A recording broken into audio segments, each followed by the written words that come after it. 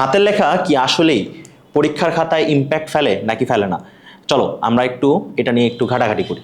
সেটা হচ্ছে যে আমরা যারা এই বছর বৃত্তি পরীক্ষা দিব, তো বৃত্তি পরীক্ষার কোন কোন বিষয়ে পরীক্ষা হবে সেটা আমরা অলরেডি জেনে গেছি। সেটা হচ্ছে কি বাংলা, ইংরেজি, বিজিএস, বিজ্ঞান ও গণিত। তো হাতের লেখা এই পরীক্ষাগুলোর ক্ষেত্রে অনেক বেশি ইম্পর্টেন্ট কেন? একটা কথা হচ্ছে বারবার তোমাদেরকে বলা হয় যে আগে দর্শনধারী পরে গুণবিচারী। তো তোমার খাতার প্রথম দর্শনটা দেখেই যদি স্যারের কাছে মনে হয় যে তুমি অনেক বেশি ঘিচিমিচি লিখে ফেলছো, অনেক বেশি কাটাকাটি করছো, তুমি যতই ঠিক লিখো না কেন স্যার কিন্তু নাম্বার দিতে চাবে না। তো এই ক্ষেত্রে তোমার পরীক্ষার হলে বা পরীক্ষার খাতায় হাতের লেখাটা অনেক বেশি গুরুত্বপূর্ণ। তো সিম্পলি হাতের লেখা তোমার এখন যে অবস্থায় আছে, বৃত্তি পরীক্ষার আগের সময় অর্থাৎ বৃত্তি পরীক্ষা দিতে যখন তুমি যাবা তখন যদি তোমার লেখার একই রকম না থাকে অর্থাৎ ইমপ্রুভমেন্ট যদি হয় তাহলে ওকে। এখন তুমি সেই ইমপ্রুভমেন্টটা করবা কিভাবে? সেটা হচ্ছে যে তোমার হাতের লেখা ধরো যে লিখতে লিখতে বেঁকে যায়, লিখতে লিখতে কি হয় যে ধরো তুমি লেখা শুরু করছো হচ্ছে একদম এইখান থেকে লিখতে লিখতে তোমার লাইনটা এরকম বেঁকে যায়, ঠিক আছে? তো সেক্ষেত্রে শুরুর দিকে তুমি যদি এটা স্ট্রেট করতে চাও একটা রুলার ইউজ করে একটু লেখা প্র্যাকটিস করা। যদিও বিষয়টা হচ্ছে একটু কষ্টসাধ্য, একটু সময় লাগবে, শুরুর দিকে হবে না, বাট যখন একটু লাইন মেনটেন করা শিখে যাবে তারপর রুলারটা বাদ দিয়ে দাও। তারপর অনেক সময় দেখা যায় যে আমাদের লিখার যে সাইজটা লিখি, আমরা লিখার মধ্যে অনেক বড় বড় করে লিখি বা অনেক অনেক ছোট ছোট করে লিখি। বিষয়টা এরকম না, আমরা মডারেট সাইজে লিখবো, না বড় লিখবো না ছোট লিখবো, এবং অক্ষর যেগুলো আছে সেগুলো হচ্ছে প্রতিটা গোটা গোটা রাখার চেষ্টা করবো। যে অনেকে অনেক সময় দ লিখে বোঝা যায় না, আবার দন্ত ন লিখে সেটা দন্তন্য নাকি মূর্ধন্য সেটা বোঝা যায় না। সো এই জিনিসগুলো করা যাবে না।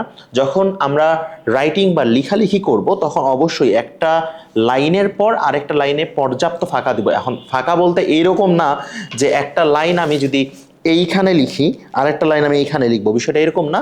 পর্যাপ্ত ফাঁকা বলতে একটা লাইন আমি যদি এখান থেকে লেখা শুরু করি, পরেরটা আমি হয়তো এই যে এখান থেকে লিখবো বা এই যে এখান থেকে লিখবো, যেন ঘিচিমিচি না লাগে। অবশ্যই খাতার প্রেজেন্টেশনটা অনেক বেশি গুরুত্বপূর্ণ। আমরা অনেক সময় করি কি, 1 নং প্রশ্নের উত্তর দিয়ে হচ্ছে লাল কালি, নীল কালি এসব কিছু ইউজ করি। সো এরকম কোনো কিছুরই দরকার নাই। তুমি সুন্দর মতো কালো কলম দিয়ে লিখবা answer to the question number 1, অথবা বাংলার যদি হয় বা বিজিএস এর যদি হয় লিখবা 1 নং প্রশ্নের উত্তর দিয়ে হচ্ছে যদি নীল কালারের পেন থাকে দুটা টান দিলা, ঠিক আছে, বা শেষ। এই যে আঁকাবুকি ডিজাইন এসব করার কোনো দরকার নাই।